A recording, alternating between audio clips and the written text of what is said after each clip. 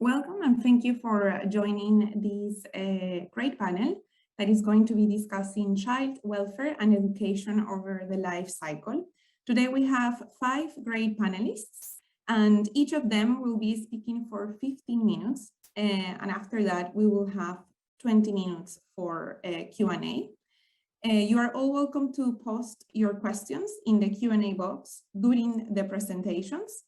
And keep in mind that this session is being recorded. So if you wouldn't like to be called at the end of the session to ask your question, just let us know when you are posting your question and we will ask the question on your behalf.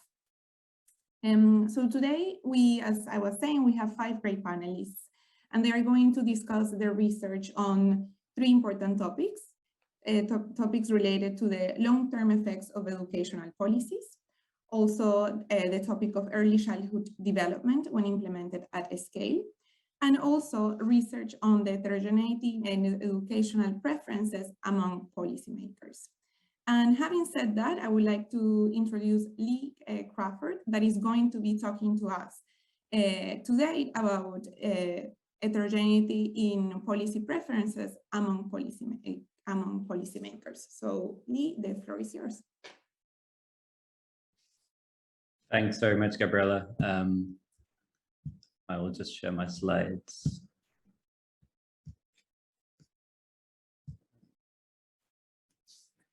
There we go. Hopefully you can all see this. So this is joint work with colleagues at the Center for Global Development, Susanna Hers, Anna Minardi, and Justin Sandifer.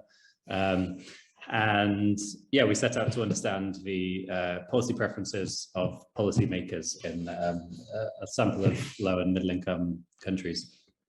So this is our kind of our starting motivation, is this focus on the global learning crisis, which has partly been driven by a big research program based in Oxford, the RISE program. And this graph just shows the number of references from Google Scholar for the phrase learning crisis. And you can see that it's increased quite dramatically in recent years. And our kind of anecdotal impression was that this increased focus from researchers and aid policy people in Washington and London perhaps wasn't reflected so much in the kind of recipients of aid, the people that are trying to be reached with this message, working on policy in low and middle income countries. And the second part of the motivation is the data on aid spending. So this just shows spending on education per year from a set of countries, with the light grey bars being national government spending and the blue teal bars being donor spending. And in most countries, the donor spending is a pretty small proportion of overall spending on education. So it shows you if you want to influence policy, then you can't just do it with aid spending, you have to do it with the quality of your ideas. And so we're trying to kind of test that and see how successful this project, this endeavor has been at changing minds and influencing. So concretely what we do in this paper is we ask whether policymakers in low and middle income countries are prioritizing this learning crisis, whether they know about it, whether they care about it, and why that might be the case. Our sample is mostly bureaucrats. There's a few ministers in the sample, but it's mostly bureaucrats. And I suppose just to say that traditionally people have thought about elected officials and civil servants implementing policy in a kind of principal agent framework. So, you know, the elected officials decide what the policy is, and then the bureaucrats implement that. But I think increasingly there's research showing that this isn't always the case, and bureaucrats and policymakers do play an important role in framing the options available to decision makers. And so we argue essentially that their own views and their preferences are important in the policymaking process, even if they aren't always the ultimate decision maker. And so the paper's related to a couple of sets of literature. One that we kind of borrow from for framing is a set of work by Stephanie Stancheva, understanding how people in general reason about different policy areas. So very different context to ours, but trying to measure people's policy preferences and then unpack the reasons why they may have preferences for policy A over policy B. And then secondly, there's a set of literature that's growing around bureaucracy, people like the World Bank Bureaucracy Lab, that's increasingly, turning our focus around from individuals to the people making policy, and to understand them and how they reason about policies. So concretely, what we do, we carried out a survey last year in 35 countries, actually not 36, with over 900 officials based in the Ministry of Education or in a related agency. So in some cases, there's a separate government agency that covers technical, vocational education or higher education. Or there might be someone working in the Ministry of Finance who works on donor coordination. So that was our sample, and senior civil servants primarily, so people at the deputy director level or more senior. There's a handful of more junior people, there's a handful of ministers in there, but our modal respondent is a director in a Ministry of Education. And we hired a set of consultants in each country, one consultant in each country, to go and do these interviews. So we got, I think, a much better response rate than some of the surveys administered, say, by email, where you just blast out an email and you get a very low response rate. So we were reasonably pleased with that 70% response rate. So what do we do? And what do we find? So our main finding kind of supports our hypothesis going into this, that national policymakers in low and middle income countries have a much stronger preference for vocational education over this growing global focus on foundational literacy and numeracy and foundational skills.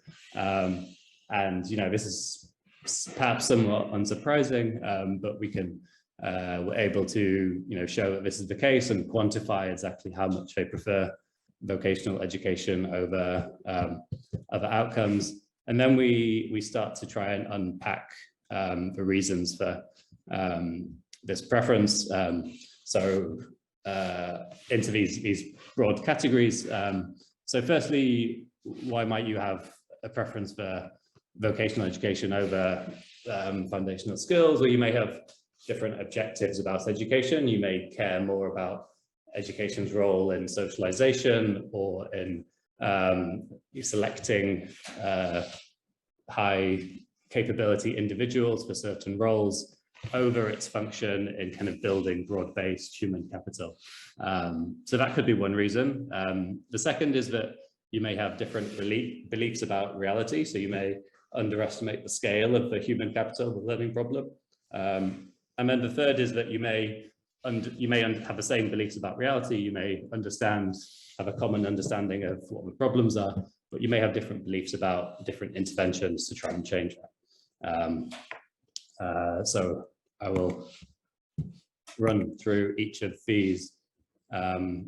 So the first step, so yeah, this is mostly a descriptive paper, but with some survey experiments in there to help us elicit preferences, and then ultimately some correlations at the end to try and unpack these differences in preferences. So to start by measuring policy preferences, we first start quite simply by just asking up front, here are the Sustainable Development Goals in education. We add in foundational literacy, which is one of the sub-indicators, but there are 7 headline goals and this additional foundational literacy indicator. And we just ask you to say which is most important of these goals for your country. The top ones for the top priority are TVET, which is technical and vocational education, and skills. ECD comes out as the top overall, but that's on people's second and third preference rather than their first. And you can see that foundational literacy is kind of there in the middle. It's not really the top priority of many people. But going into this, we were worried about experimenter demand or problems of people, giving us the answer that we wanted to hear. So we also tried, a few different ways of measuring this. One was to ask about priorities for additional aid. So if you could, if you were offered a new aid project, which of these sectors would you pick? And again here, TVET comes out strongly at the top from around half of respondents, with foundational literacy a little behind there. But still not completely satisfied with that. We also designed a discrete choice experiment, which goes some way to, I think, addressing this social desirability bias that you might be concerned about. And so what we do is we present this screen on the left. So you have a specific choice between two projects. You can pick project 1 or project 2, and then we randomly vary the attributes of a project, so the budget and the sector that it's in, and also whether it has a technical advisor or not. And so from that, you're able to back out these estimates of people's preferences. And so we see that on the right. And again, you can see that if it's a TVET project, then you're going to be 10 percentage points more likely to pick that project over the other one. And that's equivalent to having a $10 million bigger budget. And that's the maximum gap that we gave people between projects. So they really have a really strong dollar preference for TVET projects. Lee, you have 5 points. Yeah. Great, okay. So that's kind of our preferences, and then how do we unpack that? So first, thinking about different objectives, we again run another discrete choice experiment where this time we give people different states of the world to choose from. You can choose a different set of outcomes, 1 or 2. The percentage of the population that has foundational literacy or has completed secondary school or has been socialized to become a dutiful citizen. And we can back out people's preferences, and the results here show that the clearest strong preferences for producing dutiful citizens over producing children who've achieved foundational skills. So that's one reason to prefer different policies, is that you have different objectives. Second, different beliefs about reality. Do officials know that there is a learning crisis? So first we asked that directly, like, do you think there is a learning crisis? And overwhelmingly they agree with that, the vast majority. But then we found that they underestimated the scale of this crisis. So when we ask officials, do you know roughly what percentage of children aged 10 in your country can read? The officials are guessing about half, when the true number, based on World Bank estimates, based on real student learning assessments, is more like 25%. And this graph on the left shows individual guesses against the actual level, and they should be clustered along the 45-degree line. And in fact, most people are overestimating the learning ability of children. So this could be another reason why you would deprioritize foundational skills as an investment area, because you don't realize how big the problem is. Then you may have different beliefs about how valuable schooling is. So we follow Jensen and a bunch of other people in measuring perceptions about the returns to schooling. Here, actually, perceptions were quite close to reality. So it's not that they don't think schooling is useful. I'll keep moving as for the sake of time. And then finally, different beliefs about the effectiveness of interventions. So can schooling produce human capital at all? So firstly, we ask these standard growth mindset questions from Carol Dweck, which have been used with individual students quite a lot, and but less so with teachers or with policymakers. And here we see a really mixed picture. But there's quite a large proportion of respondents, around 40%, who have this fixed mindset, who don't think it's possible to change the amount of intelligence you have, which is kind of somewhat depressing. Then we have this experiment about a specific intervention. So we describe a study and say, how effective do you think the study was? And actually, the majority think there was a medium to large effect of this study. So they do think it's possible to improve learning outcomes. So that is not necessarily the reason. Okay, I think I have 1 minute left. So this slide kind of pulls everything together. So we regress your individual preference for foundational learning or for TVET against some of these factors that we've measured to try and explain differences in preferences. And you can see, say, at the bottom that if you work in a TVET agency, you have a much stronger preference for TVET. So that kind of makes sense. It's a good sense check. And then a lot of these other things we've measured don't seem to have huge correlations. The one that does is the top one, which is your beliefs about foundational learning. So if you think that learning is worse, then you're more likely to prefer policies for foundational learning.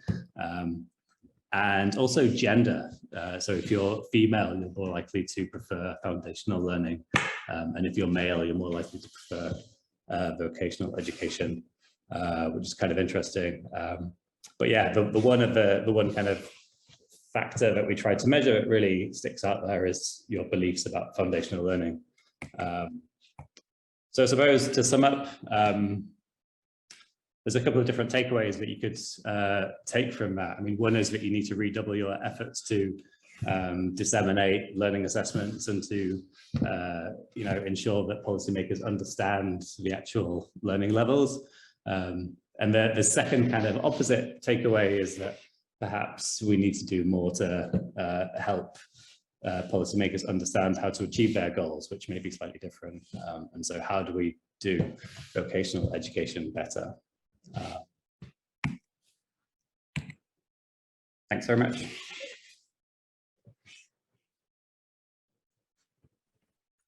Thank you very much, Lee. That was great. And now I'm gonna go over to Gabriel Aboyadana. Please share the screen. Thank you very much.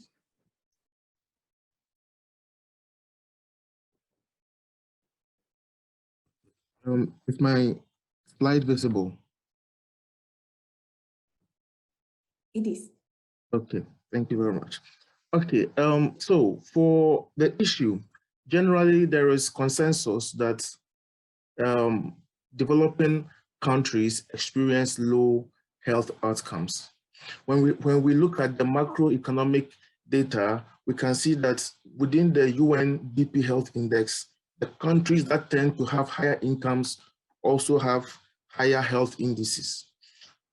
In terms of individual levels as well, we can see that high literacy seem to be correlated with health.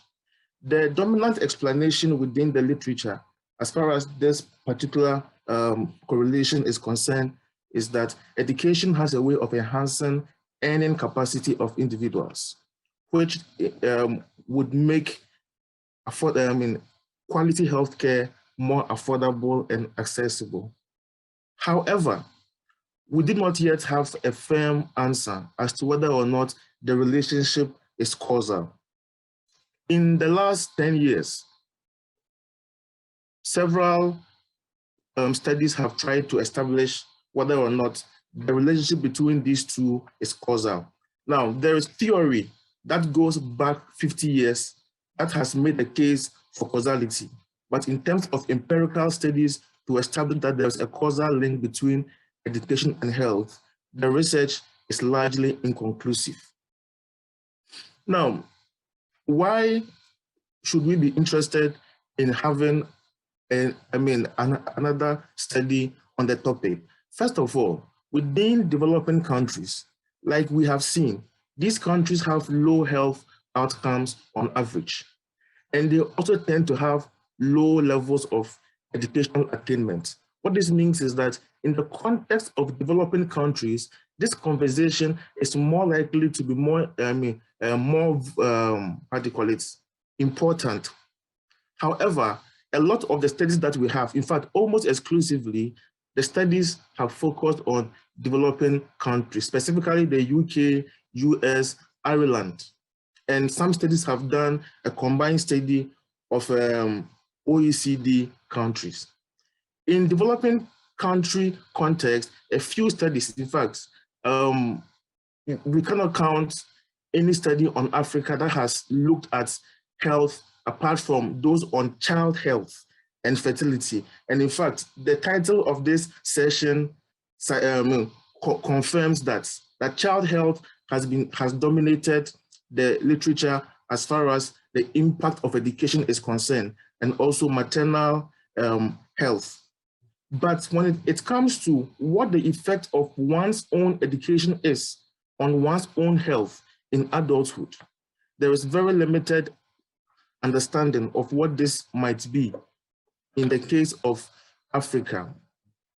What this study basically does is that we try to examine whether or not there's a causal relationship between education and health using data for Ghana.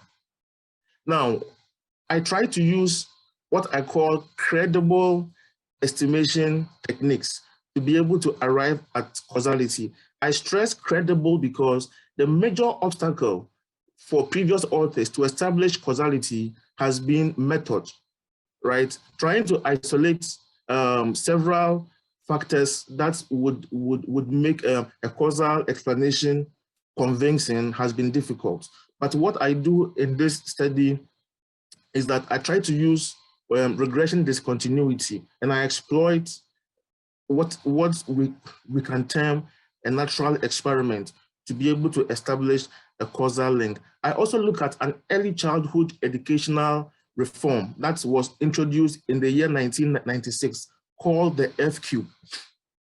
Now, previous studies have looked at child health, like I said, but in this particular study, I look at adult health, and I consider both health outcomes and then health behavior.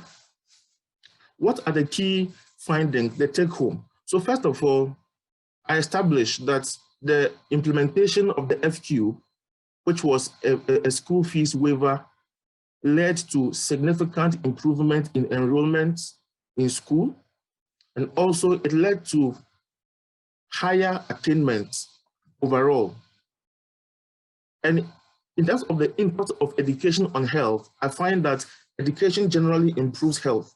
Now, I look at smoking, healthy eating, antenatal services, the access to antenatal services, sexual infections, fertility intentions, obesity, and hypertension. And in all these instances, except for obesity, we find positive impacts of education on health in these individuals.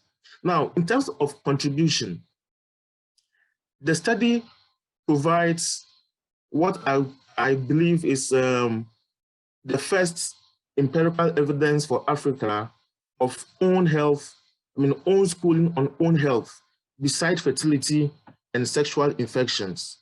And also, we make a case here for causality. Now, this is important because when it comes to the policy impact of the research, having a causal effect makes a stronger case for an intervention. Also, I provide evidence for Africa. Like I've said in the past, little is known generally, but even so for Africa. And the third study, the third contribution is that a lot of the studies have excluded males. So we don't know much about what the impact is for males. And finally, I look at an early childhood intervention. A lot of the studies that are close to this particular study have looked at the impact of secondary school leaving how do you call it, the secondary school living laws, as well as university entrance as a means to establish causality. Now, in terms of the context, I think I will skip this particular one and go straight to the educational system in Ghana. When we come to the educational system in Ghana, it includes an optional 2 years of kindergarten. So from the age of 4 to 6, you can choose to send your child to kindergarten. But from age 6, they must attend primary 1 and stay in school till at least 15, right? By which time they would have done 6 years of primary school education, 3 years of junior secondary school education. And afterwards, they can do what we call senior high school for 3 years. Then from then, they will be able to enter into the vocational, in terms of technical university or the traditional universities. Now, what is the requirement for the FCUBE, or what is the FCUBE? The FCUBE is called the Free Compulsory Universal Basic Education. It was introduced in the year 1996. It was effectively a tuition fee waiver, right? Now, traditionally, students in Ghana don't pay school fees, like tuition fee, because teachers are paid by the government. And so the fees that they pay isn't, strictly speaking, tuition fees, but they pay for other things that the government does not support. But with the introduction of the FQ, the pupils had to, all other ancillary fees were scrapped, which means that effectively schooling was free of monetary expenditure. Now, the difference between the FCUBE of Ghana and the UPE that has been implemented in Kenya, Nigeria, and Uganda is that unlike those ones, the FCUBE in Ghana was for 9 years, but in other countries, it was for 6 years. So that is an important difference there to look at. Now, who qualifies to benefit from the FCUBE?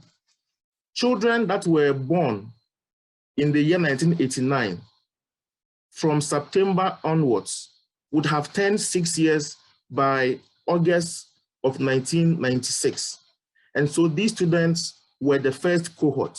And so what I do in this particular study is I select 1989 September as the cutoff point for eligibility, right? And then the students that were that got into school in the year 1996 would become the first cohort for the study. Gabriel, okay. You have 5 more minutes. Thank you. So the graph that you see here shows that with the implementation of the FCUBE, enrollment increased significantly. And we can see that in terms of the dump at the cutoff, we can see that there was a significant jump as well at the cutoff, regardless of whichever measure of education that we use, be it enrollment, the number of years of schooling that they complete, and the highest level of schooling that they complete. Generally, there was an increase in the benefit. Let me skip this. Now, what is the data set that we use? Basically, I take the my data from the DHS, and I use round 7. The optimal bandwidth for the study is individuals that were between the age of 22 and 28 years at the time of the study. Now, this is just the summary statistics. Let me skip that. In terms of the effect of the policy, what do we find? We find that the policy led to significant increases in the total attainment of schooling, regardless of the bandwidth that we use. We see a significant jump. Now, For those within the optimal bandwidth, the effect is between 1.2 years of schooling more and 1.5 years of schooling. And it gets larger when we narrow the bandwidth. Now, the results, we find that for height index, which is the measure for obesity, Rorest index, BMI, and hypertension, regardless of which outcome that we look at, we see a significant impact. And it's always a desirable outcome, except the case for obesity, like I said before, where the outcome seems to be opposite. Those who have more schooling tend to be obese generally. But apart from that one, every other health outcome, we see a significant improvement with higher education. What do we see for health behavior? So we look at healthy eating, we look at smoking, antenatal visit, and health fertility intention. For each of these, we see that when people have more education, they tend to eat healthier overall, they smoke less, they want fewer children, and for the females, they would attend more antenatal when they are pregnant. Now, I do some diagnostics. For regression discontinuity, it's always important to be able to establish that your method meets some criteria. So here, I check for manipulation, whether or not people that should not be treated found their way into the treatment group. And from the estimate that we have, there is no evidence to suggest that there is manipulation. Also, I use pre-treatment covariates to see whether or not there is fundamentally a difference between the people who should, those that were treated or not. And we see that in both instances for ethnicity and religion, which are the strongest of the pre-treatment variables that we can have, we don't see any difference between the cohorts that were treated or untreated. Also, I check for the existence of a jump for cohorts that should not be treated at all and those that were fully treated. On both of those subsamples, we did not see a significant jump. What this means is that the cutoff that we chose was indeed a good one. Now, I have 1 minute left. And so one thing that I would say is that skeptics, generally, when I speak to my colleagues, one question that they come up with is reverse causality, because health also can impact your chances or your schooling. But the point is, there's evidence that shows that the benefit of schooling can be obtained even with small levels. It doesn't have to be so much like a degree. Even small levels of schooling can have significant impact. So if someone was so sick that they couldn't even attain primary school education, we can assume that this person had a low initial stock of health. They must have been born with a condition which has impacted their chances of enrolling and staying in school. And this is an exogenous factor which we cannot use to impugn the finding. Thank you very much. I think my time is up.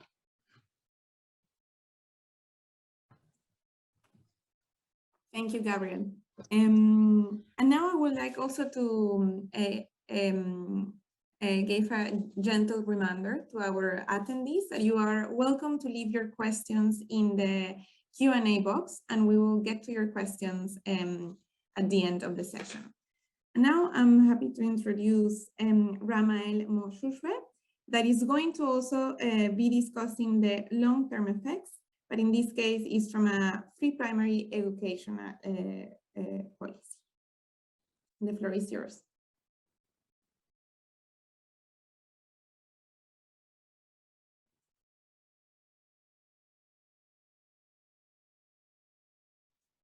Can you share are you able to share the screen? Yeah, okay. Perfect. Sorry. No problem. Yeah, thanks a lot.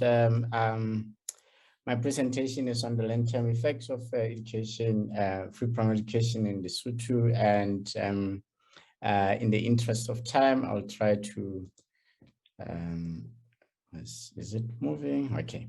So in terms of motivation, basically, we know that, we know that post the adoption of the Dakar Framework of Action, basically many sub-Saharan African countries have actually adopted or instituted the free universal primary education policies, and this has actually led to a huge increase in access and also completion of primary and also of lower primary education in most of these countries. But as the earlier speakers have already said, basically this has actually led to a huge learning crisis. And of course, the Sustainable Development Goals actually now are trying to address that by trying to achieve the inclusive and equitable quality education by 2030. So much of this learning crisis, part of it has been blamed on these fee elimination policies. However, the evidence on whether or not these policies have actually contributed to a decrease or increase in learning is actually mixed. Some studies have actually found that they actually lead to a decrease in education quality, while some actually find some positive effects of these policies. And even if you think of other similar education expansion programs such as school construction, teacher recruitment, the evidence there is even mixed. So the bottom line is that we know that these policies actually do affect education quality. But the question that we don't know is whether these learning crises are actually long-lasting. So I'm not trying to address the issue of the unresolved issue of negative or positive, but I just want to know like whether these, whatever positive or negative effects are long-lasting. So what we know is that academic achievement is determined by skills, and these skills are malleable to environmental factors. And these skills, they will be self-productive in the sense that skills that you acquire at primary may actually augment the skills that you acquire much later in life, let's say at the university level. So, and they are also complementary in the sense that those that you acquire at primary or earlier on in life, they will actually raise the productivity of the skills that you acquire much later on in your life. So therefore, the positive or negative effect of universal education policies on learning may still show up much later in life. So that's basically, so that's what I'm interested in. So in this paper, I'm trying to look at the long-term effects of education quality effects or of Lesotho's primary school expansion program. And I employ the semi-parametric DID and I use the data on National University of Lesotho administrative data for students cohorts that were exposed to free primary education policy and those that were not exposed to the policy. And, you know, cutting to the chase, I find that this program has actually improved education quality of these students who actually stayed on until they reached university. It increased academic performance of these students who stayed until then by about 4%. So this is a sort of like a late type effect. And these results are mainly robust to several sample restrictions. So in terms of my contribution in the literature, in this case, I see maybe my paper contributing to 3 strands of the literature. One that looks at the long-term impacts of schooling inputs on educational outcomes, and also the literature that looks at the short-term effects of fee elimination policies. So instead of looking at the short term, I look at the long-term effect of that. And I also contribute to the literature that looks similar to that of the previous speaker, Gabriel, which is looked at the long-term effect of these kind of policies on other human capital outcomes. Basically, I look at the effects of this on in the long term on learning itself. So basically, learning could be a mediating factor even on those health effects that of these policies. So this is the kind of education system that we have in Lesotho. We have sort of like optional 3 years of ECCD, and then we have the 7 years of primary education, which you enter the primary education at age 5.5 or 6, and then by the age 11.5 or 12, you must be exiting the primary education, and then we enter into lower secondary for 3 years, and then upper secondary for 2 years. And when you are 17.5 or 18, you are supposed to be at first year of university or any other. So in between, you can actually exit and go to TVET institutions.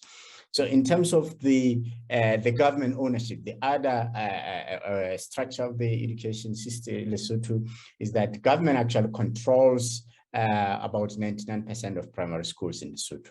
And there is high repetition rate at primary and secondary schools. And in terms of whether or not you can choose whichever school you want, basically there are no restrictions.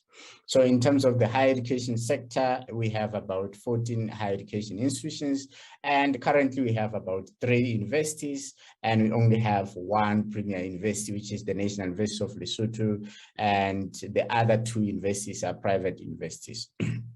So the admission criteria at high institutions, and particularly at the National University of Lesotho, is that admission into this is based on the upper secondary school or Cambridge Overseas School Certificate exams, which is the COSC scores, and these scores are normally given rank points. So if you have like over 90%, you get rank 1. If you are between 50 and 54, you get rank 6, which normally are regarded 1 up to 6 are normally regarded as credits, minimum that is required to get into university. And the rest, 45 to 49, is actually rank 1. So the higher the rank, the poorer the performance. The lower the rank, the better the performance. So NAL actually admits students with at least with a credit, or I mean less than rank 6 in at least 6 subjects, with a total credit score of less than 34 points. And different faculties will have their own admission requirements that are additional on top of that. So basically, these universities, as I said, it's a premier university in our setting, which admits 44% of all undergraduate students. This includes even those that go for colleges or TVETs, as long as it's post-secondary. So this is, it admits the largest portion of all those that actually go for university education. So in terms of the policy background that I'm looking at, Lesotho introduced the free primary education policy that was phased in since 2000. It was phased in grade by grade from grade 1 in 2000. And by 2012, the first cohort actually entered the university. So this policy by itself, because it was phased in, it actually tried to address both the demand side and also the supply side. On the demand side, there was school fees elimination, provision of free stationery and textbooks. And then on the supply side, we had school construction, recruitment of teachers, provision of furniture and teaching materials. The unique feature of this policy in this case is actually that of school construction, because much of the components are similar to what was implemented in other countries, even though the implementation criteria was different. So then school construction between 2002 and 2011, the number of primary schools that were constructed increased by 11%. And some of these actually ended up being combined primary and secondary schools. So in this case, the supply side shifts actually benefited all students, but more so the treated cohort, which is this cohort that was actually exposed to free primary school education. But fee eliminations themselves, free stationery, textbooks, they were exclusively for the free primary education cohort. So then if you look at this secondary school enrollment, specifically post 2006, actually started increasing at a much faster rate, even though it was already on an increasing trend. But when you look at the pupil-teacher ratio on the graph on the right-hand side, specifically the dotted line for secondary schools, it was actually decreasing. which actually tells you that for the government, in anticipation of the influx of the free primary education students, it actually started both increasing the teacher recruitment and also building other schools. As I said, some of these schools were converted into combined schools. So here I'm just showing that post-primary, the first cohort, which is those that were born in 1994, there were the probability of primary school completion actually increased a lot, but the probability of completing secondary school, it just increased a little, and it started to dissipate immediately. And in terms of the conceptual framework here, this on the left, you can see these different components of the free primary education program, and we are saying that these programs, through these intermediating factors, access, pupil-teacher ratio, and immediate academic performance, they actually will affect academic performance much later in life, which is at the university level. So this is based on this conceptual framework that skill formation is a life cycle process, that knowledge acquisition is a cumulative process that combines the full history of family, community, and school inputs with the child innate ability to produce the child achievement as measured by the test scores at a point in time. So the data that I'm using the first years and second year. Okay, first years and second year students.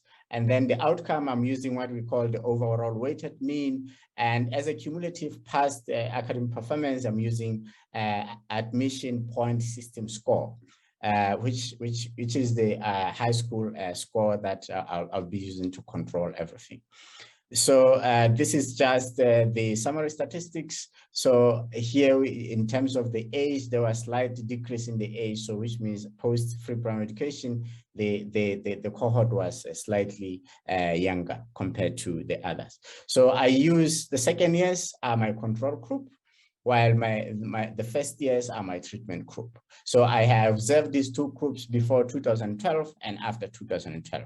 2012 being the year where the first cohort actually entered, the first cohort of free primary education school entered the university level. So, and here I'll just skip the two fixed effects. Here I'm just specifying this because this is the normal way in which we will actually estimate this, but it imposes further restrictions. And specifically when the common trend, we look at whether the common trend assumption actually holds. So in our case, it seems to be holding. But also you have to also look at whether there are no compositional differences in characteristics between the treatment and the control group, specifically on those variables that are supposed to be correlated with the changes in your outcome variable. So in my case, the cumulated education or learning, which is the APS score, seems to have been different even before. So this, because of this, it actually warrants that we look at for estimate the semi-parametric estimates. So this is some kind of like the plug-in estimates. So I'm going to look at mainly at the normal semi-parametric estimate with normalized weights. So the assumption here is that conditional on coverage, then the effects, the parallel trend assumption is actually holding. So I'll skip this unconditional DID and go to the main results here, which is on column 1, what we see is that these are just the estimates without normalization. Column 2, which I'll just concentrate on, these are the semi-parametric DID with normalized weights. So here we can see that the policy has actually led to a huge increase, 2.3 percentage points increase in academic performance of these particular students, which equivals to about 4% increase. And so what I've done, I ran a number of robustness checks. First, I show that the results are less likely to have been driven by selection bias, whether like the university, for example, in this case, you may actually wonder whether an increase in the number of qualifying students without an accompanying increase in this university capacity didn't actually force the university to actually just choose the best students. So in this case, I will show that on the right-hand side, the proportion of those students with a secondary or higher education didn't actually increase, specifically for the years for those who were aged 21 and below. So basically for the first cohort, in 2014, in this case, they were supposed to be age 20. And as we can see here, there were no statistically different differences between these averages in proportion. The second concern would have been pre and post FPE cohorts admitted into the university may differ, maybe by household wealth. I also show that there were no statistically difference, as I showed here. So wealth didn't seem to have been an effect. So this pre and post, the wealth differences were almost similar. So they then this is just a placebo effect. I restrict my estimates for pre-2012, and then there was no effect. And then I also restrict this. I narrow the age range to 18 to 21, which is the age range for those that are supposed to be at the university level, and the effects seem to increase a bit to about 3% percentage points.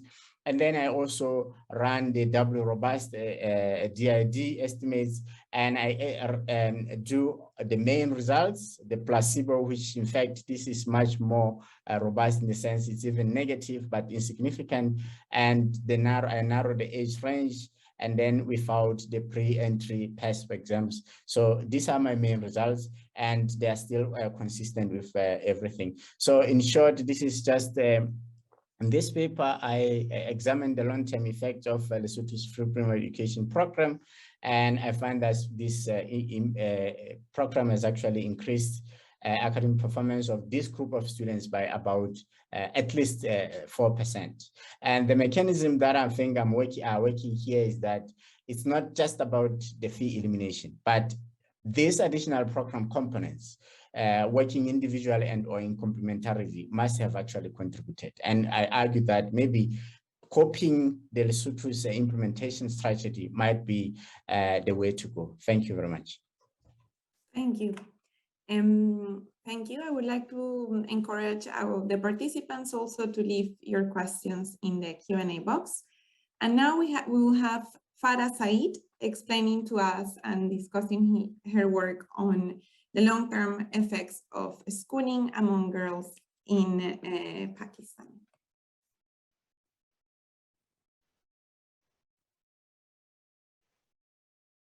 Can you see my slides? Yes.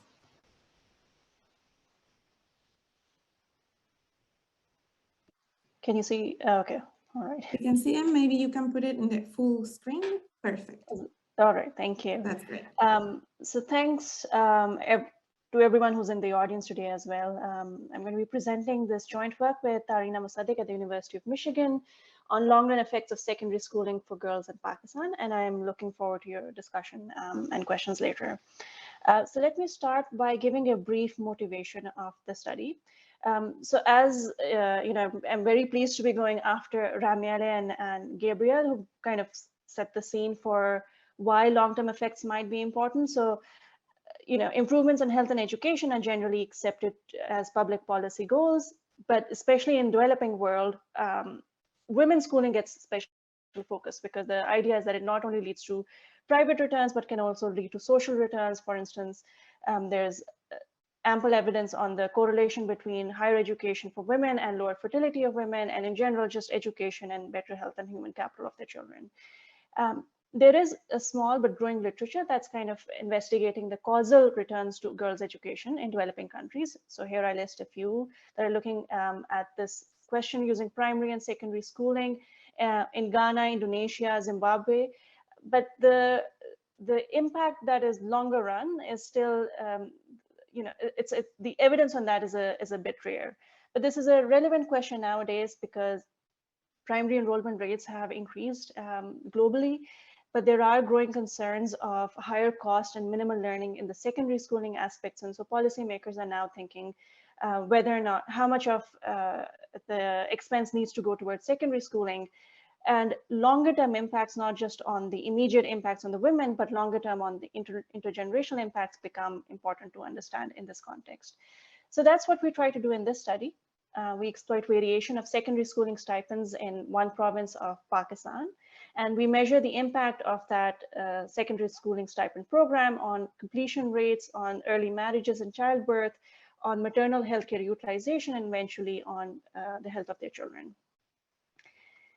And to do this, we use sectional data, which is dependent, and our identification strategy is dependent on 2 dimensions. The first one is that the program was implemented in districts with low literacy rates, so 15 out of 36 districts in Punjab, as per the census of 1998, were the recipient districts. And within this, in our cross-sectional data, we have cohorts with varying levels of exposure to the program. So the program started in 2004. This gives us cohorts with 10 years of exposure and some cohorts with 2 and 3 years of exposure as well. So we use both variation. And we find that each year of exposure to the program increases the probability of completing primary and secondary schooling. It reduces the likelihood of early marriage and early childbirth. It increases the probability of maternal health care utilization. And it also reduces the likelihood of children being underweight and stunting. What we're arguing over here is, regardless of the learning crisis over here, we do not look at the learning outcomes, but we're saying just by the fact that the women might be in school for longer, we may be able to see some important long-term impacts of secondary schooling. There's some evidence from our data that these effects may be driven by assortative matching in the marriage market, with women marrying more educated men, increased health awareness amongst the parents, and empowerment of the women in the household. The setting for the study is Punjab, Pakistan. Pakistan is one of the countries with the largest number of out-of-school adolescent girls. The enrollment rates in primary levels are high, but they drop sharply at the secondary level. So about 1 out of every 3 girls is out of school. In the lower secondary level, that's grade 6 to 8. And about 50% of the girls are out of school. At the higher secondary levels, that's grade 9 to 10. And this is for a host of different reasons, logistical reasons, but also socio-cultural reasons. But this is also in part because of low supply of public secondary schooling. So in Punjab, which is the most populous province of the country, about 50% of the households have access to secondary schooling within walking distance, compared to more than 4/5 of the sample that has access to a primary school within the same radius. And where there is an active private market for primary education, the supply of secondary schooling is mostly by the government. So less than 1/3 of the secondary school-going children in Punjab are enrolled in private schools, which makes the evaluation of a stipend given to public school-going children a relevant one for the population in Punjab. The program, the Female Secondary Schooling Stipend Program, was initiated in 2004. It's an ongoing program. At the time of the start of this program, it involved dispersing about 600 rupees, which was at that time about $10 per quarter, to female students enrolled in public secondary school, conditional on maintaining 80% of the attendance in the prior quarter. And this was designed in a way that it should cover costs of transport, uniform, and textbooks. It wasn't a large transfer. By one estimate, it's about 3.4% of the median recipient household in 2004. The amount has since then been increased in 2017, but that is not relevant for the sample we're going to be analyzing today. The program, as I mentioned earlier, was conditional on 2 things. One, the district of residence. So the recipient had to be a resident of one of the 15 districts with the lowest literacy rates, which were below 40%. And they had to maintain attendance of 80% in public schools and be in grade 6 to 10. The data that we use for this is the Punjab Multiple Indicator Cluster Survey. The MIX, which is a standard survey conducted in 126 countries, has good data on schooling, age of marriage, first birth, maternal healthcare information, and importantly, on the height and weight information for children under the age of 5. But I should mention that it does not collect information on if the respondent had personally received the FSP stipends or for how long. So the estimates that I'm going to be showing you later are intent to treat estimates. Identification comes from 2 conditions. One, that the woman lives in a recipient or a treatment district, which means all of the women in the non-recipient districts become part of a comparison group. And as I mentioned earlier, the second thing is that the program was initiated in 2004, and not everyone in our sample was eligible for the stipend in 2004. So the older women who were older than 16 may have been living in the recipient districts, but did not receive the stipend. So all of those older women also become part of the comparison group. So in our treatment sample, we have women in the recipient district who are aged 15 or younger in 2004 and are of school going age. So for our data, these are all women born between 1989 to 2002. We borrow from literature and we consider the fact that access to higher education not only frees up the resources at that level, at the relevant level, but it also frees up the resources earlier on, in our case for primary school education. And so we consider exposure both the primary and secondary levels. And with that, we define years of exposure by the year of birth.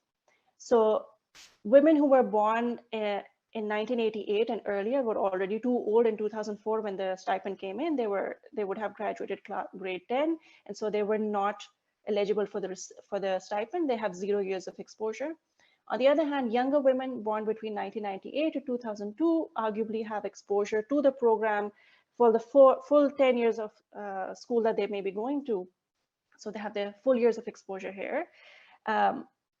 And then similarly, those born in 1997 have 1 year less of exposure and so on. I should mention here that the program was started in 2004, which should mean that everyone from 1989 and later, born 1989 and later, should have exposure.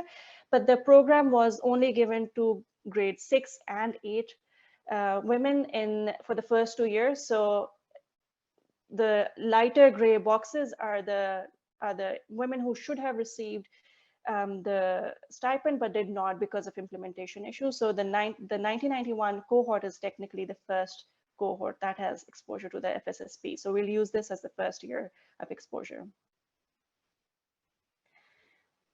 We run a simple regression where we estimate the average impact of each year of exposure on outcomes for women, including whether or not they complete primary school, whether they complete secondary school, and overall years of schooling. We also look at later life outcomes, such as their probability of early marriage or probability of early childbirth, whether or not they utilize healthcare, both prenatal and postnatal, and all regressions here controlled for district, survey year, and cohort fixed effects. For the children of these women, we have a similar regression. We just have the mother's years of exposure here.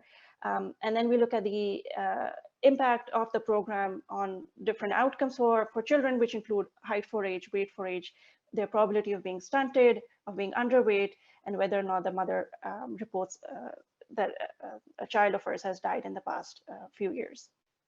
And once again, we include district, survey year, and cohort fixed effects.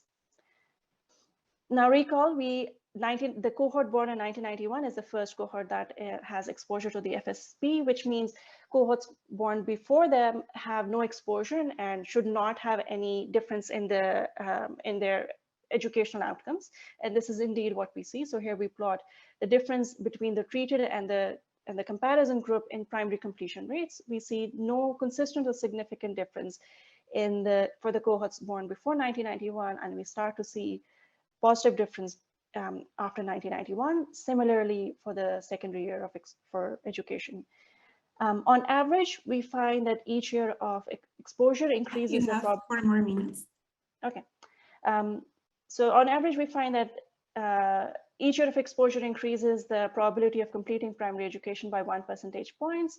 It also increases the probability of completing secondary education, and it increases the average year of education for these women by about 3/4.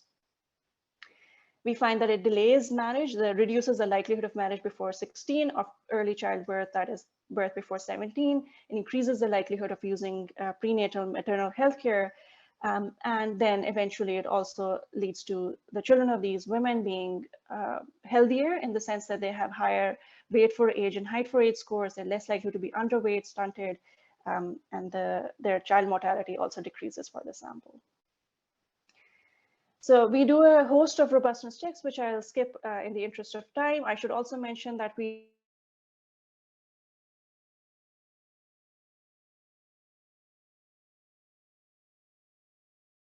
in the sample districts either. So what could be driving these results? The first thing that we see in literature is perhaps because of labor market changes, because of labor market outcomes improving for educated women. Unfortunately, in the mix, we do not have information on income earned by these women. But we don't think on the basis of literature that this is a possible mechanism. So prior literature from Pakistan has found limited effects of early education on female labor force participation. And on average, female labor force participation is about equal by primary or secondary educational attainment, perhaps because the returns to education does not differ across these two levels. But we don't have data to say more than this.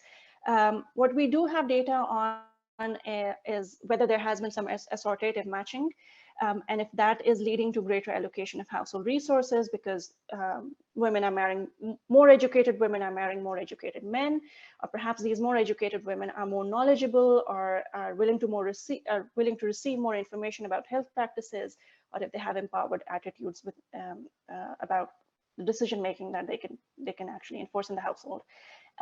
And we see evidence in support of all three of these channels.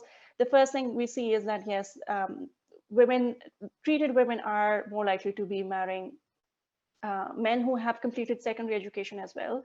We also proxy their knowledge, health knowledge, by whether or not they are aware of HIV and AIDS, which is the one question that Mix asks on this. And we see positive effects there as well.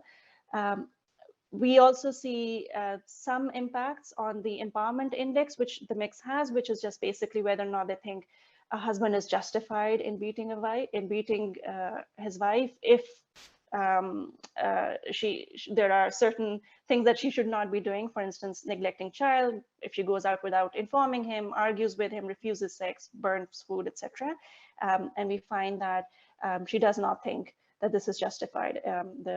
For each year of exposure, this likelihood is actually impacted.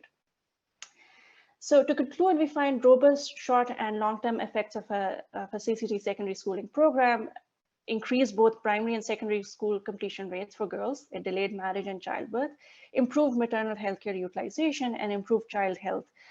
So we see intergenerational impacts as well. We see some evidence that this is because of assortative matching in the marriage market, greater knowledge about health practices, and equitable gender attitudes, but we cannot comment on the labor market outcomes as such. And generally, we find that these results imply that programs for girls' education may have important long-term impacts, which should be considered even beyond the learning crisis. Just having girls in school for longer may be worth of a result. In terms of the social costs, we don't have, in terms of the administrative costs, we don't have information on the overheads of the program, but there are sources that estimate that the cost for the entire duration of schooling is about $200 per child. And they argue that basically this cost is kind of overweighed by the benefits, the long-term benefits that they may exist. So I'll stop here and I'm happy to take questions later. Thank you. Thank you, Farah. And now we're going to move to our last presentation of the panel. And we will have Abu Shonchoy presenting to us on an early childhood intervention in Bangladesh. And over to you, Abu. Thank you. Am I audible? You are. Okay. Thank you. I think Farah has done an excellent job to set up the stage for South Asia, because now I'm moving from Pakistan to Bangladesh. So this is a joint work with my co-authors from American Institute of Research, Johannes and Akib Khan from Uppsala, Sarvana Ravindran from National University of Singapore. So in this research, what we are trying to do is trying to understand what will happen if you scale an early childhood development program in a developing country. So let me try to motivate you why this is an important question. So far the literature where it stands, we are pretty confident that early childhood development is one of the fundamental investments that parents or policymakers could do on human development. So there are solid evidence from the Jamaica trial and also from the US and elsewhere that clearly shows that when there is early childhood development interventions and also investments, that has lasting impact on employment, on earnings, and on health. So, based on this evidence, there is a clear policy interest that how developing countries can very rapidly scale up such programs. Now, here comes two problems. So number one problem is the resource constraint. Many developing countries are resource constrained, and given COVID and everything that happened, is very difficult for them to start a complete new operational window to execute the ECD intervention. And then the second obvious choice for these countries to think about utilizing the existing programs. So by existing programs, so like say for example in Bangladesh there is a program at the community level, community health workers nutritional program. A similar program in Pakistan could be lady health workers program, where individuals go door to door and home to home and they execute such an intervention. So one important question is whether we can utilize the existing infrastructure that is already out there, this community health workers program, and train the health workers to learn about this new intervention, which is early childhood development. And if we do so, what will be the impact? So this is exactly what we are asking in this question, which is, can developing countries leverage existing public service delivery platform to scale ECD interventions? So obviously, as I mentioned, this intervention and this trial has been done in Bangladesh. So let me give you a quick update of what is the existing practice in Bangladesh. So in Bangladesh, there is this community health worker-driven nutritional program. So these community health workers go door to door and help families to understand the impact of nutrition, how to cook food, how to make the food nutritional enriched. And this program has been running for 2 decades. So in this intervention, what we have done is we trained some of the community health workers, and we trained them about this ECD curriculum. So we trained them that when you go to the households to help families understand nutrition, please also discuss about ECD. So we gave them the training, we also gave them materials, and we set it up in a randomized controlled trial setting. It's actually a cluster randomized controlled trial setting, and try to understand that if we do that, what is the efficacy, what is the impact, and whether there is any crowding out or crowding in effect. So just to give you a quick overview of the trial, so it's a cluster randomized controlled trial. We have done it in Bangladesh in 3 different districts simultaneously, targeting more than 18,000 children. And these children are aged between age 3 to age 18 months at the time of baseline. And the preview of results will give you some very interesting outcomes. So the first outcome that we are interested in is the ITT impact on cognition and language and socioeconomic development. And in all those 3 outcome variables of interest, we saw a very sizable movement happening after the intervention has been executed for a year. However, we saw a very interesting substitutional pattern for the health workers. So health workers substituted away from the nutritional counseling to the ECD. So what we found that there is no overall increase in terms of time allocation per household. So if they have been allocating 10 minutes per household, they are still doing 10 minutes, but they have reallocated the time more for the ECD and less for the nutrition. So then the obvious question is, since they are spending less time on nutrition, are we making those households worse off from not having the exact number of minutes on the ECD on the nutritional counseling? So we found that even if they are spending less time on nutrition, there is no adverse impact. If anything, there is a slightly reduction in the wasting and underweight. So that tells us that the ECD intervention itself has positive impact on other dimensions. So these workers are not making the existing the community children worse off. We also explored the mechanism. So the 2 impact channels stood out. One is improved maternal agency. So these mothers who have been counseled and given the materials start to invest slightly more resources for the kids, and I'll explain you in a bit. So there are complementary parental investments and also improved maternal agency, which are the main two dominant impact pathways. We also found very interesting spillover effects, especially on the older siblings. So the older siblings on those treated households tend to attend school more likely.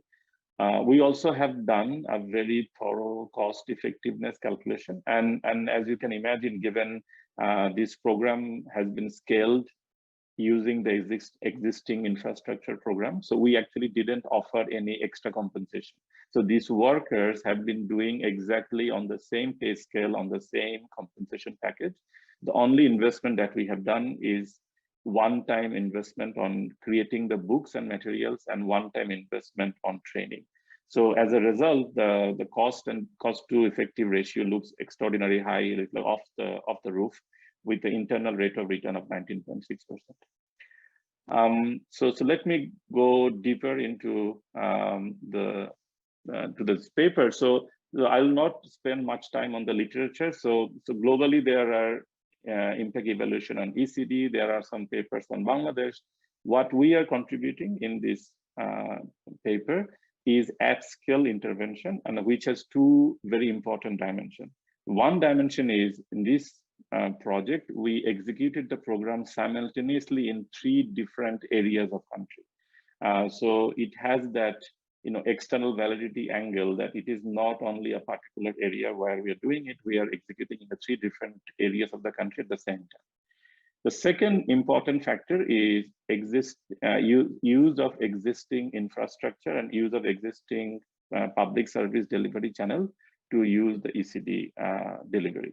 So the only paper that comes close to us is the Sylvia et al. Paper that used the China public health delivery channel to distribute, but that delivery channel is a bit different because of the governance differences and the infrastructure differences.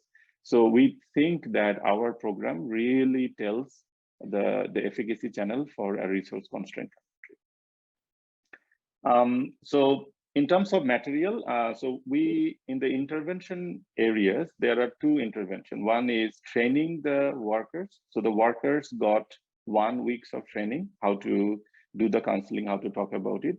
And on top of that, the workers are asked to deliver some materials to the household. So when they go for the household visits, they will not only do the counseling, they will also deliver this one, like at the beginning of the intervention period, this set of books. So these books, I can show you these books very quickly. This is just a page from the child development card. So these books talk about the importance of spending time with your child, playing with her, having eye contact, whatever objects, household objects you have, please give this child so that she can play, and while playing, that will improve the cognitive and non-cognitive abilities as well as motor skills, hand-eye coordination, and all those things. And in that book, there are also encouragement to visit the community health clinics more frequently, because if you go to the community health clinics, you will be also assessed on various other outcome measures such as height and weight, and also can get direct feedback from the doctor. So we also encourage them to do so, but these books are given and with pictures. So even if the parents are illiterate, they would be able to understand what has been delivered in these books through these pictures. In the control group, so our control is not like purely control. Our control is the business as usual nutritional council group. So this nutritional counseling program service delivered by National Nutrition Council workers, they mostly talk about nutritional practices, and sometimes they provide micronutrient supplements, and we'll talk about the right recipes, what to feed your kids and everything. So we just layered on top of this nutritional counseling, this ECD counseling. Will you have 5 more minutes? Sure.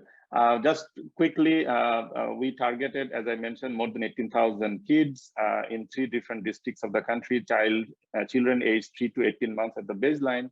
And we randomly sample 78 community clinic catchment areas. So the total sample size is 2,574. And the good thing about this program is we didn't face large attrition. So between baseline and endline, the attrition rate is less than 4%.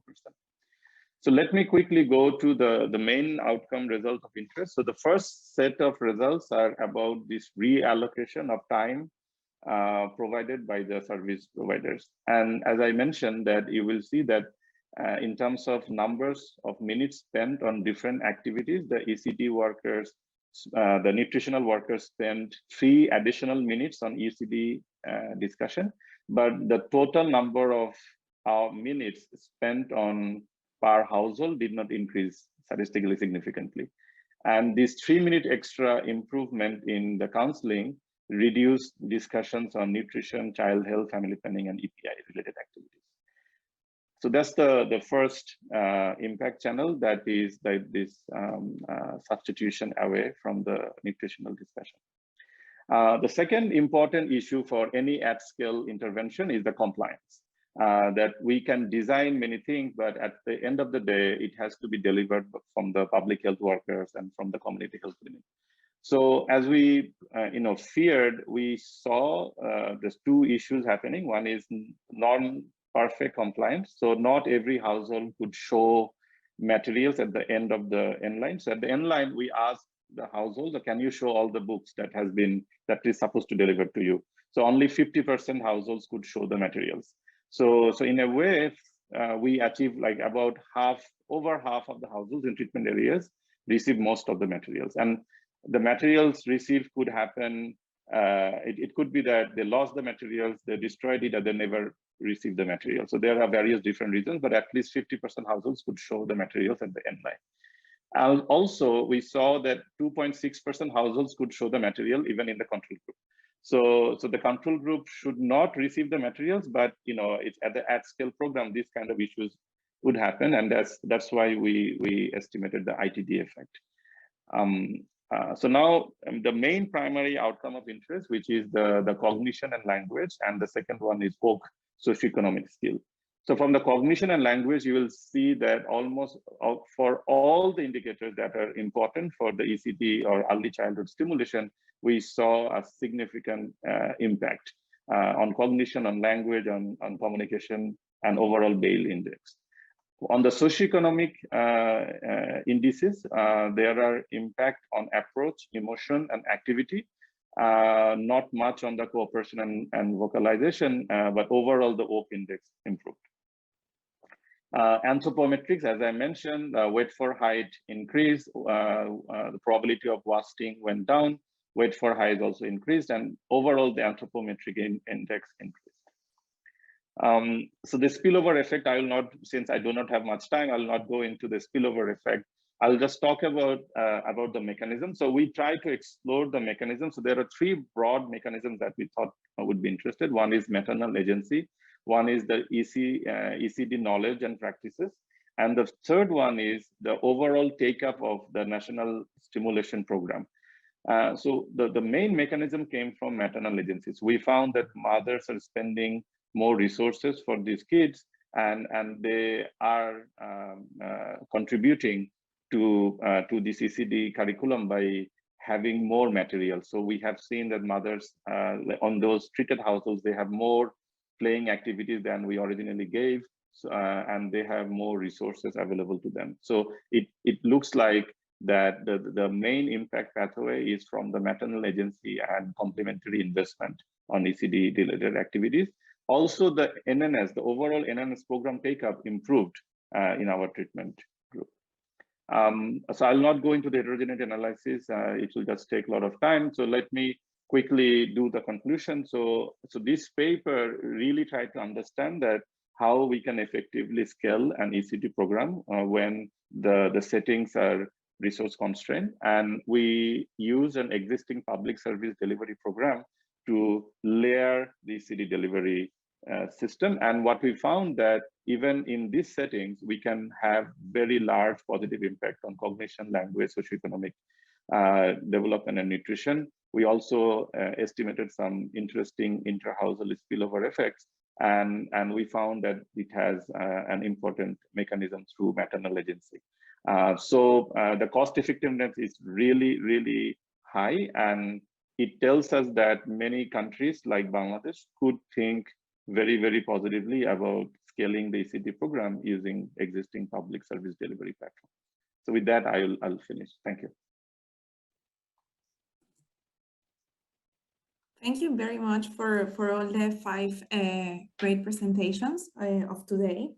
We have gone from talking about understanding the preferences of policymakers to thinking about the long-term effects of different educational policies, and now finishing with how to scale up also in a cost-effective way early childhood interventions. So it has been, I have enjoyed it a lot, and I thank our 5 panelists for these great presentations. And now we're going to transition to questions. So I encourage our participants to type any of your questions in our Q&A box, and we will call your name to ask your questions. And I also encourage our panelists to ask questions to each other. And I actually, our chat has been full of discussion while all of you were presenting. So on that note, perhaps I would like to, I think our participants will be also interested in some of the questions that have been in the chat. So on that note, I wanted to perhaps invite Abu to share the question that you posted for Ramaele, if I'm correct. And I'm very curious about the same, so it would be great to hear from this. Sure, thank you. So my question to Ramaele was about the gender effect. So if I'm not mistaken, the paper talked about very impressive impact of free primary program, but it would be interesting to see that the gendered effect of this, because of the literature that we know that female might be disadvantaged in this setting. Even if we give the primary education for free, they may not transition into secondary education or higher secondary education or other issues like early child marriage. So I would be very curious to know about the gendered effect of that paper. Thank you.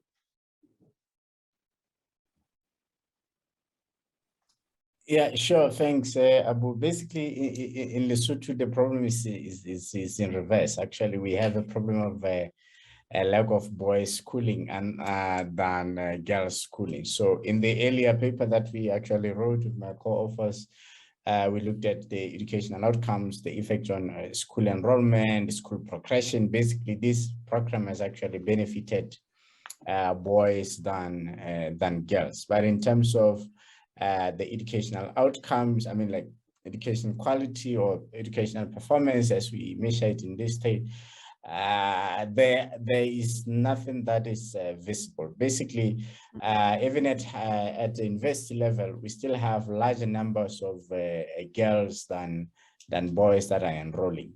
And then the differences would be in terms of which program they actually choose. Basically, the problem is that even though girls would be many, they'll tend to choose a science or STEM programs than social science programs. So basically, I didn't find any gender defects in this particular one, but of course, there are gender defects in favor of boys, which is the disadvantaged group. Okay, thank you. Thank you very much. We also have a question slash comment for from one of our attendees. Maybe Anweb Vera, would you like to share your comment with us? Maybe we can unmute you.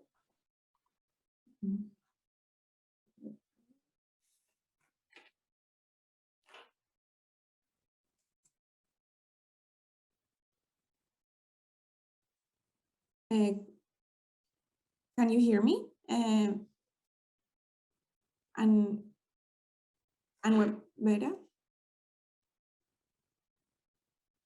Okay, maybe in the meantime, we can ask again later. Maybe he will join us with the question later.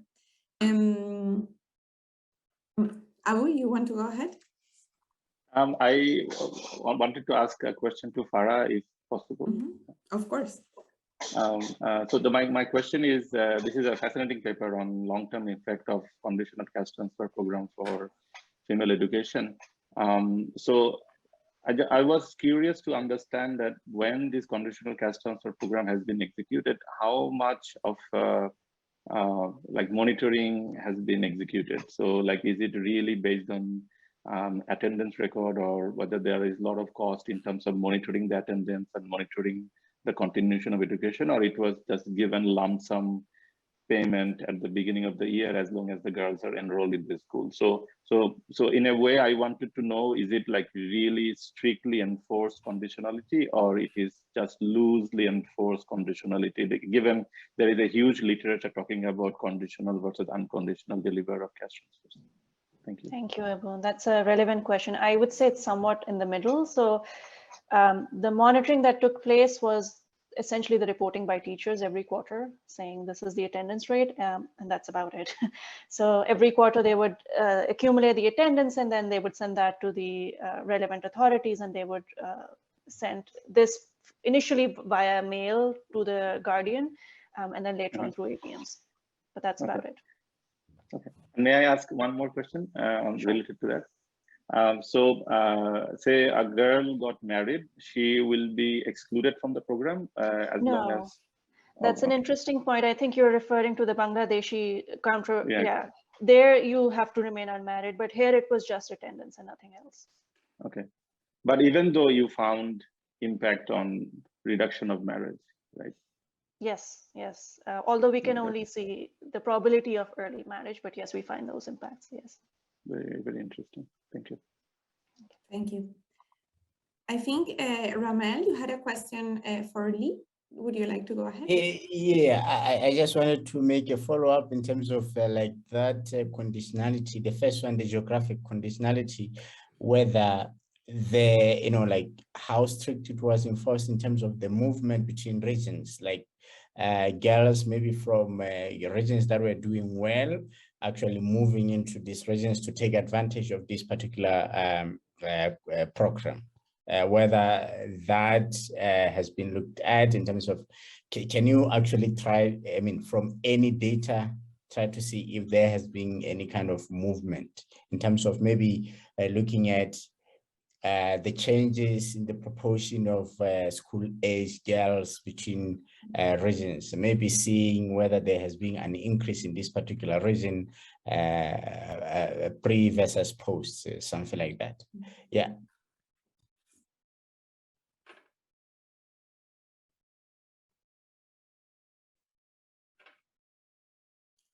Ramaele, your question was directed to... yeah, directed to Farah, actually. To Farah. I was just making a follow-up from what Abu was commenting on. Thanks, sorry. And I think you also posted on the chat a question for Lee. Oh yeah.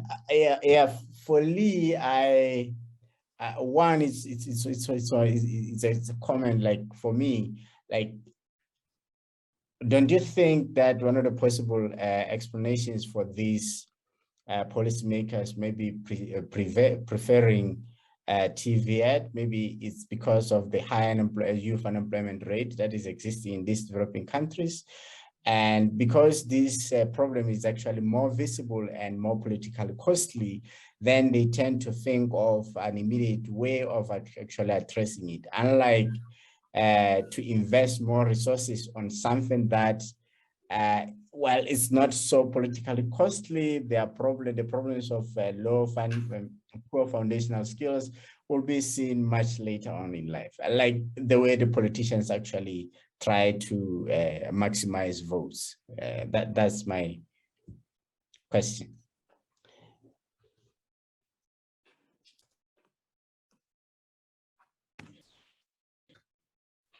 Shall I answer, or Farah, do you want to go first? Yeah, I wanted to ask you to kind of summarize the last sentence again. I couldn't hear you properly.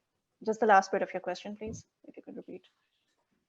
Oh, no. I basically for the comment that I was directing to you.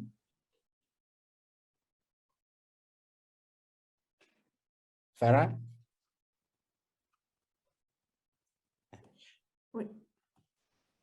Sorry, I think I get dropped out again. I'm not sure exactly at the same point. Okay, so yeah, basically, if you could hear, basically my follow-up was on this geographical conditionality, whether there hasn't been any movement between regions that were not benefiting to the region that was actually supposed to benefit, and whether whether it's something that you can actually test by just simply looking at the proportion of school age going girls between regions, whether they, just to make sense of whether there has been some inward movement into the regions that were supposed to be benefiting from this cash transfer program. Right. Right. Thank you. And sorry for for taking so long to get to the question. We do look at this in the paper. Unfortunately, we don't. So we know where they are right then. We don't know whether they moved in the last few years. We know their residents of birth and then where they are right now. And they may have moved in between. So what we do is we look at an alternate data set, just as you mentioned, to see whether or not girls of this age are likely to migrate. And we see low migration rates across Punjab, around 8 to 9%.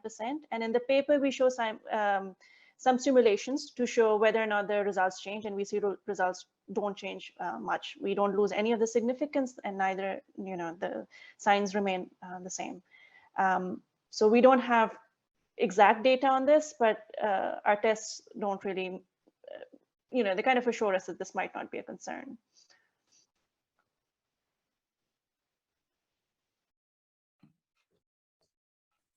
Should I take the question on youth employment? Go ahead.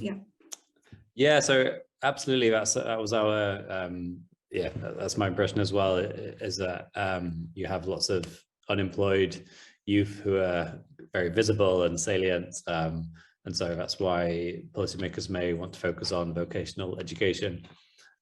We did look at the correlation between the policy preference and the national youth unemployment rate, and don't really see a strong correlation there. I mean, that's partly we have a relatively small sample of countries at 35, and it's perhaps partly also to do with how we measure unemployment, being the ILO definition of being completely out of work versus kind of underemployment, where people are doing some kind of economic activity, even if it's not the job that they would like. So yeah, there's perhaps more we could do to look into that, but it doesn't immediately leap out of the data. Thanks. Sorry, I think, yeah, there's one actually that I actually forgot, Lee, which is, do you think like these policymakers actually understood like the difference between early childhood development and foundational skills? Because I can see that they are different. And the second is actually, is it that these policymakers actually underestimate, I don't know what is correct, underestimate the learning crisis, or they are actually, they actually having less knowledge about the extent to which this is a crisis? So basically, their guess is based on the kind of information that they have, and now this guess is actually true based on the knowledge that is in their disposal. So yeah, I don't know. So I think the kind of part of the focus on foundational literacy is focused on this data point of reading at age 10. So I think that is quite different and distinct to early child development, which you would kind of think of as preschool or the first 3 years of life. Yeah, that may not be entirely clear to policymakers, but we have asked about those things separately. And yeah, my impression anecdotally is that from working in some places that there may have been assessments, an early grade reading assessment, nationally representative, but from speaking to policymakers, it hasn't quite sunk in. Like it's an entirely anecdotal perception from mine. Whereas I think you have the citizen-led assessments, the Uwezo surveys, and the ASA surveys that are more focused on trying to present this information in a more user-friendly way, whereas there are some surveys that are very technical, and it's kind of hard to grasp what that really means in simple language. So I think that's important, the communication. I think that I've seen anecdotally cases where there are learning assessments and they have not been communicated so well, and it's hard to really get a strong sense of urgency from them. Thank you. I would like to also ask a question. So I have a question. I would like to ask a question to Abu and then also to Lee. So to Abu, I would like to know if you were able to explore whether this, you were explaining to us that there was some partial compliance. And I was wondering if you were able to explore if there was heterogeneity in that compliance based on the characteristics of the facilitators or those delivering the intervention? No, I haven't. That's a great point. Okay. It would be interesting just to know more about it, and yes, it could be informative also for right. policy. I was just curious about that.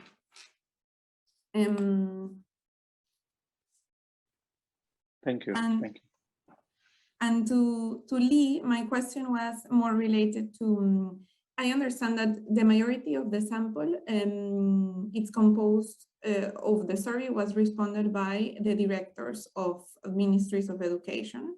And I was wondering, and this would be more based on your opinion on this, but if you think that the survey results could be a bit different if the questionnaire was, for example, applied to local offices of education, so not necessarily the central government, but more looking into the more decentralized agencies of education, if perhaps their beliefs of the actual state in the learning crisis would be more correct in a way, or if you have thought a bit of that, about that. Thanks. Yeah, that's a good question. We do have some subnational officials, but it's mostly from federal countries where the state is effectively functioning like a country. I think our focus was on the people working in the central ministry, as they're kind of more involved in kind of shaping policy decisions, whereas perhaps, the district office may be more like the agent of the principal who is just, implementing the policy that's been decided. But yeah, you're right, they may well have a better sense of the learning levels. Perfect. Thank you. Let's see if there is any other questions in the chat.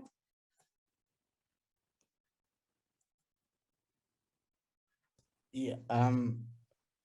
You want to go ahead? Yes.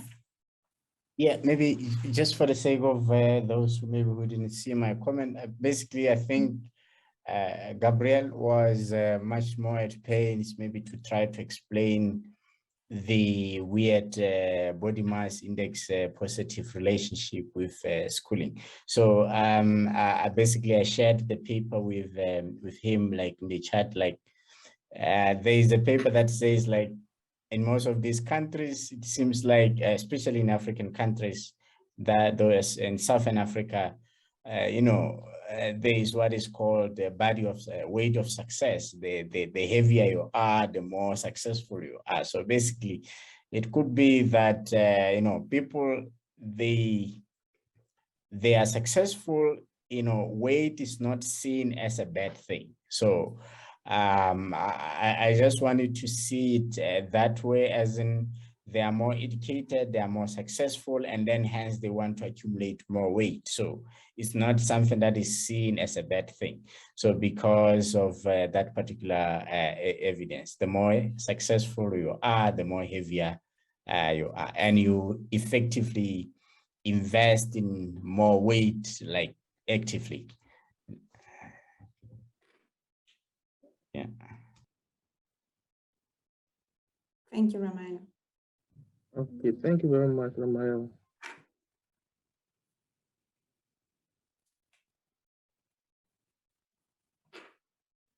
Okay. So I think there are no more questions for now in the Q&A, and I think I'm not missing something in our chat. If I am, please just go ahead and talk.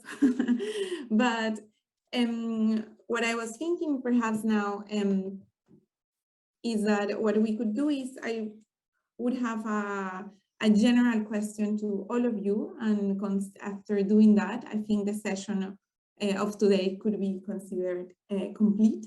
But the question would be, it's more having from you, if you had 1 minute and you had to share with us one key policy implication of your study, what would it be?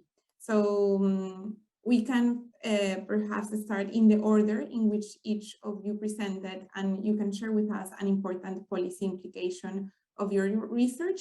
And after doing that, yes, we would finish the session. So perhaps, Gabriel, would you like to start?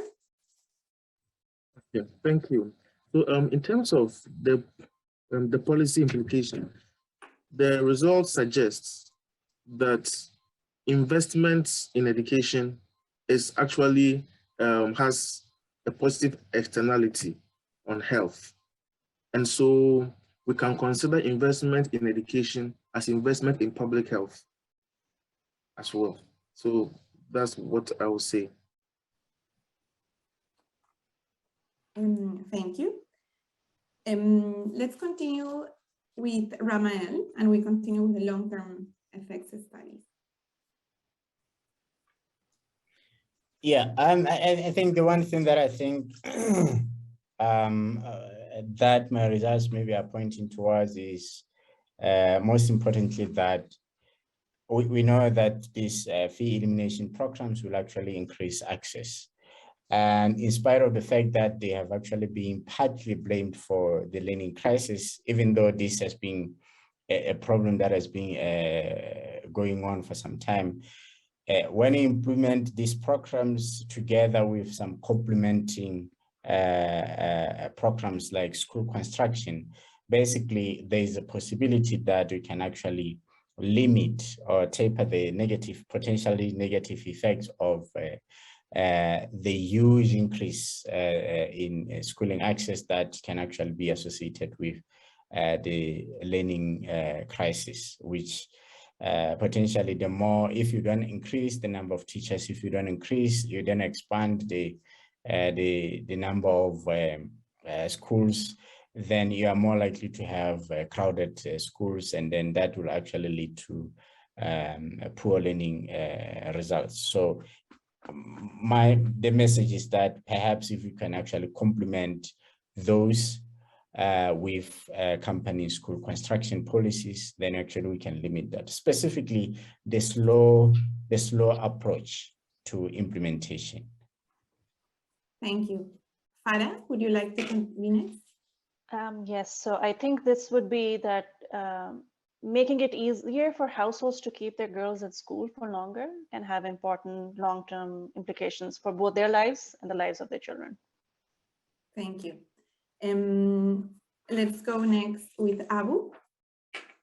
Yeah, sure. So as I mentioned at the beginning, this research question is entirely policy driven, that how we can scale ECD. And I think currently there are a lot of discussions about scaling up challenges.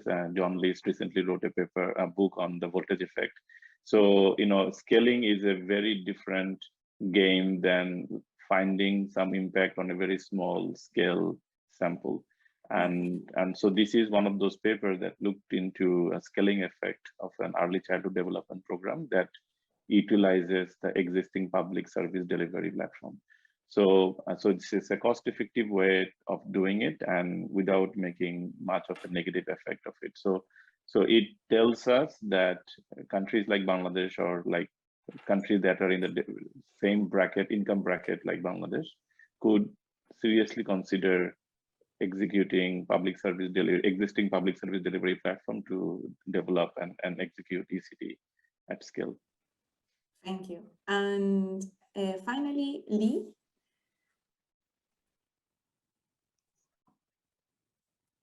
he had to leave early. Oh, okay, no problem. Thank you. So with that, that's the session of today. Thank you very much to our 5 presenters, and thank you to all the participants.